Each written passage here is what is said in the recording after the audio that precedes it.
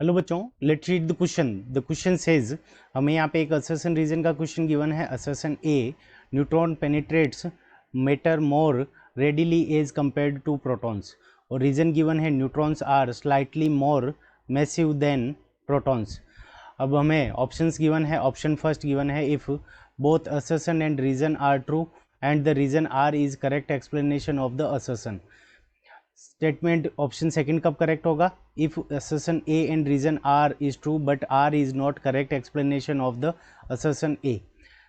Option third given है, if assertion A is true but reason or is R is false. And option fourth given है, if assertion A is false but reason R is true. So यहाँ पे हमें penetration power का question given है। So इस question को करने के लिए हम क्या करेंगे कि कॉन्सेप्ट अप्लाई करेंगे।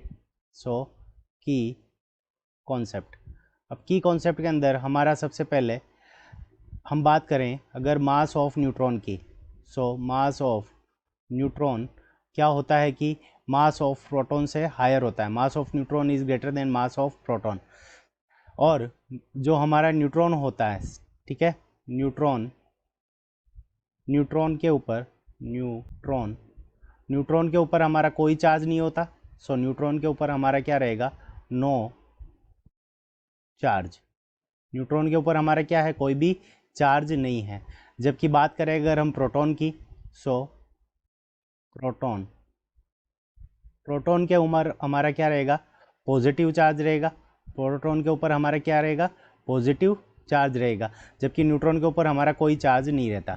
तो पेनिट्रेशन पावर का मतलब, अगर कोई मैटर है, सो उस मैटर को अगर हमें करना है पेनिट्रेट मीन्स इसको क्या करना है? पार करना है। तो इधर से जब न्यूट्रॉन जाएगा तो न्यूट्रॉन के ऊपर कोई भी चार्ज नहीं है। सो न्यूट्रॉन के ऊपर हमारा क्या है? कोई भी चार्ज नहीं है, नो चार्ज। तो चार्ज नो है तो उस कंडीशन के अंदर इसके अंदर मैटर से कोई भी रिपल्जन नहीं आएगा। Repulsive force.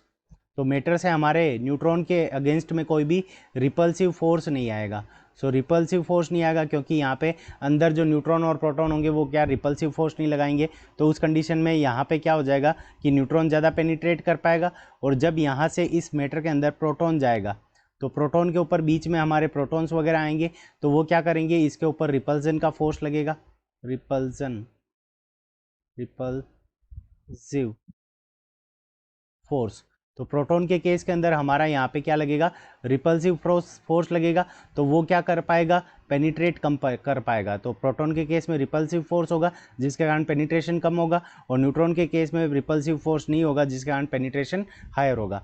तो असर्शन ए हमारा करेक्ट हो गया, neutron penetrate matter more readily as compare to proton. तो ये असर्शन ए करेक्ट है। रीजन आर क्या दे रखा है? Neutrons are slightly more massive than proton. तो न्यूट्रॉन का जो मास होता है वो प्रोटॉन से हायर होता है, इसलिए न्यूट्रॉन मैसिव होते हैं। तो रीजन आर भी करेक्ट है। पर रीजन आर इसका करेक्ट एक्सप्लेनेशन नहीं है। रीजन करेक्ट एक्सप्लेनेशन क्या है कि न्यूट्रॉन के ऊपर कोई चार्ज नहीं है और प्रोटॉन के ऊपर पॉजिटिव चार्ज है। ये हमारा करेक्ट एक्सप्लेनेशन है।